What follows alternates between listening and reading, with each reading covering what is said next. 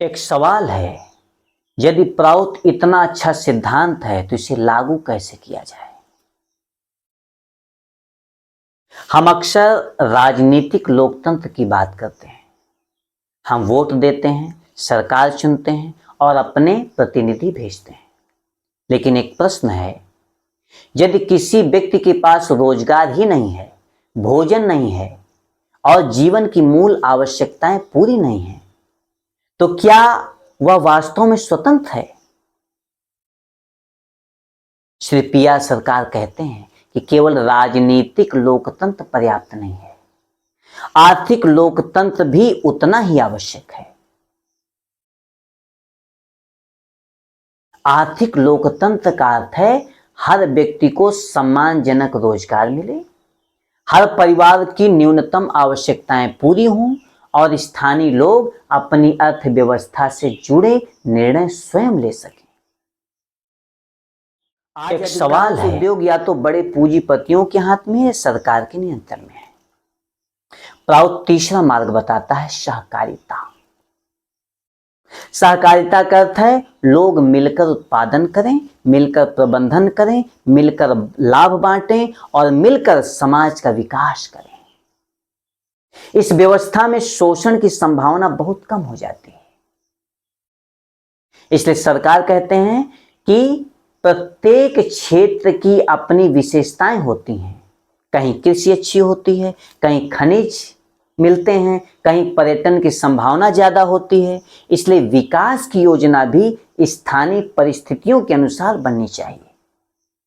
यदि किसी जिले की योजना दिल्ली या किसी दूर बैठे कार्यालय में बनेगी तो कई बार स्थानीय समस्याएं समझ में ही नहीं आएंगी। इसलिए स्थानीय लोगों की भागीदारी आवश्यक है। किसी देश की समृद्धि का वास्तविक माप यह नहीं है कि वहां कितने अरबपति हैं।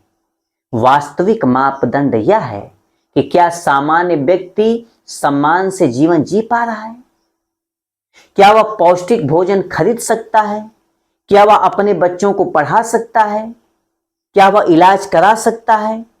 यदि उत्तर हां है तभी आर्थिक विकास सार्थक है।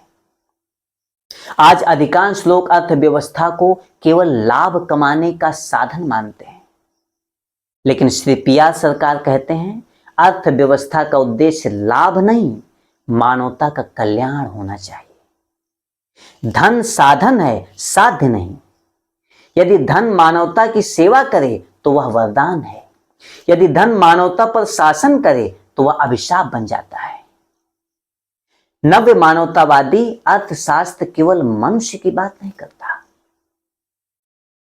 यह कहता है प्रकृति की रक्षा करो, पशु पक्षियों की रक्षा करो, जंगल, जल और भूमि की रक्षा करो। यदि हम देश की सब कुछ नष्ट कर देंगे तो भविष्य कभी हमें क्षमा नहीं करेगा। भारत के पास युवा शक्ति है, प्राकृतिक संसाधन है, कृषि है, उद्योग है, ज्ञान है। यदि इन सभी का संतुलित उपयोग हो, यदि सहकारिता को बढ़ावा मिले, यदि स्थानीय अर्थव्यवस्था मजबूत हो, यदि नैतिक नेतृत्व विकसित हो, तो भारत केवल आर्थिक महाशक्ति ही नहीं बल्कि मानवता को दिशा देने वाला राष्ट्र बन सकता है। ऐसा समाज जहां किसी का शोषण न हो, कोई भूखा न रहे और प्रत्येक व्यक्ति को अपनी प्रतिभा विकसित करने का अवसर मिले।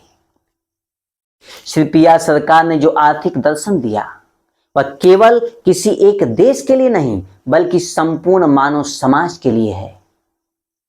आज जब दुनिया आर्थिक असमानता, बेरोजगारी, पर्यावरण संकट और मानसिक तनाव से जूझ रही है, तब इन विचारों का महत्व भी और भी बढ़ जाता है। हम केवल अपने लिए ही नहीं बल्कि संपूर्ण मानव समाज के कल्याण के लिए सोचें और कार्य करें। यदि हम आज सब